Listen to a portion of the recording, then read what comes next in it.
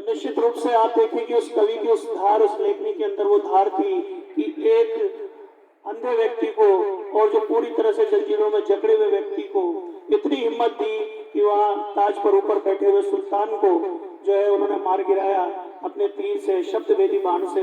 तो आप सोचिए किस, वो हमारा साहित्य रहा है, वो हमारा जो इतिहास रहा है, और उसी इतिहास को आप लोग धरोहर के रूप में जिंदा रखे हुए हैं। मैं आप लोगों का बहुत बहुत साधुवाद और बहुत बहुत धन्यवाद करता हूँ। नमस्कार, जय हिंद।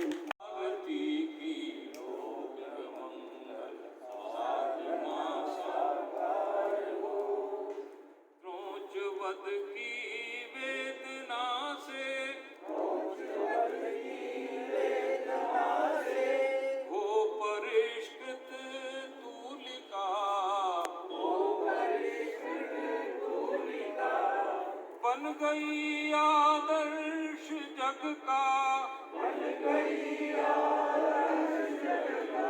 काव्यमय वह भूमिका,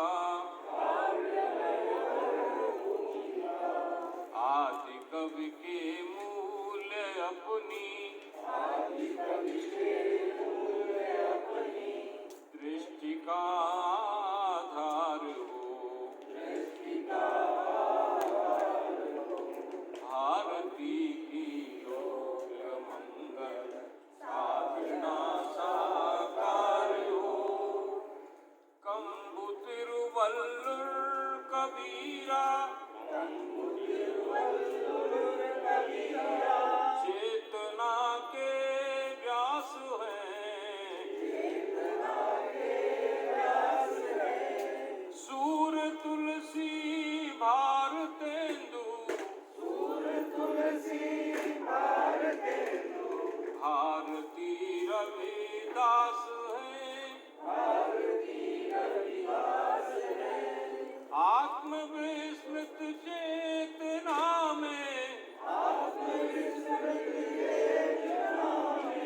प्राण का संचार हो,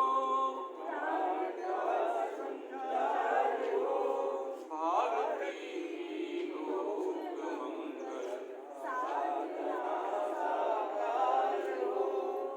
आज उत्पीड़ित जगत,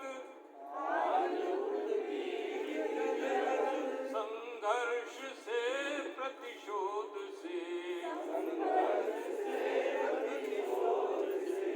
त्राण देंगे हम इसे, एकात्म मानव बोध से, प्रेय की प्रतिमा गढ़ेंगे, श्रेय का संचार हो,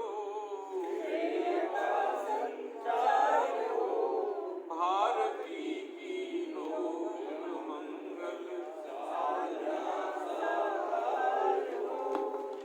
मैं उनको कहूँगा शिक्षाविद भी है, शिक्षाविद भी है और चिकित्साविद भी है।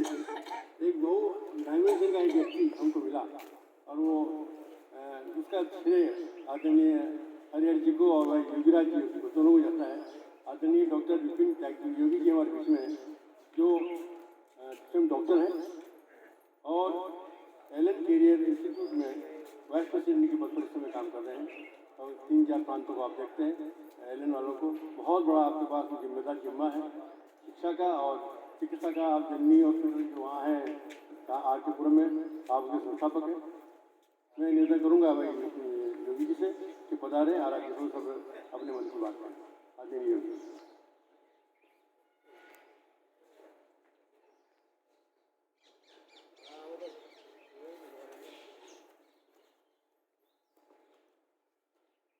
भारत माता की वंदे।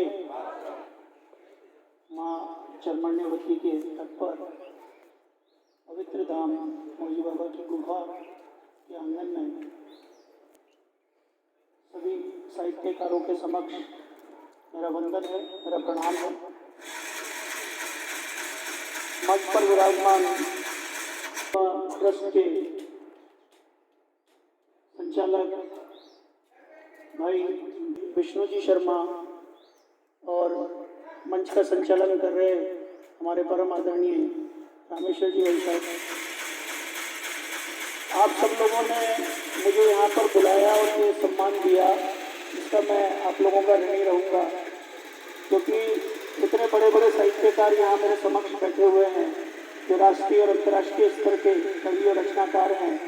उनके बीच में बोलना मतलब मैं अपने आप को एक अशिक्षित महसूस कर रहा हूँ कि इतने बड़े साहित्यकार मेरे पास सामने मौजूद हैं और शब्दों की लेखनी के माध्यम से आप लोग समाज की दशा और दिशा निर्धारित करते हैं और समाज को आगे ले जाने का काम करते हैं।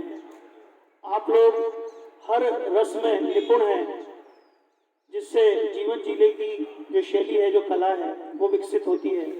आप लोगों के लिए तन मन धन से जो भी हम लोग कर सकते हैं, आप लोग हमेशा याद करें। हम लोग आप लोगों के लिए हमेशा तत्पर हैं, क्योंकि आप समाज और राष्ट्र का निर्माण कर रहे हैं। वर्तमान की जो परिस्थितियां हैं, जिसमें हम लोग देखें कि युवा पीढ़ी जहां फेसबुक और व्हाट्सएप और इन पर जो है बिजी है, वहां पर साहित्य का मशाल और दीप जलाकर आप उस साहित्य को जिंदा करे हुए हैं जो हमारी समाज की धरोहर है, हमारी भारतीय संस्कृति को जिंदा रखने के लिए अक्षुण्ण स्थान रखती है। तो निश्चित रूप से आप सब लोग जो है उस बधाई के पात्र हैं और समाज की निर्माण में जो दशा निर्धारित करने के लिए आज जो आप लोगों ने कदम लिया कि कोटा महानगर में जिलाध्यक्ष के रूप में भाई साहब महेश जी विजय को आप लोगों ने चूज किया। मैं इनके साथ कई वर्षों से राजनीतिक और धार्मिक क्षेत्र में, सामाजिक क्षेत्र में कार्य कर रहा हूँ।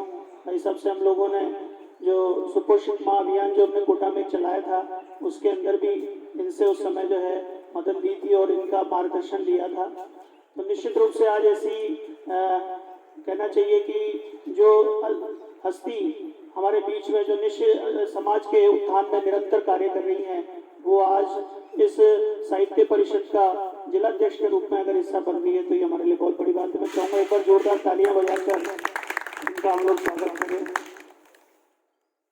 जब इतिहास के पन्नों को हम लोग दोहराते हैं तो मुझे कई पंक्तियां याद आती है। मुझे वो प्रसंग जो चंद बरदाई का, जो पृथ्वीराज चौहान जी के समक्ष जो उन्होंने कही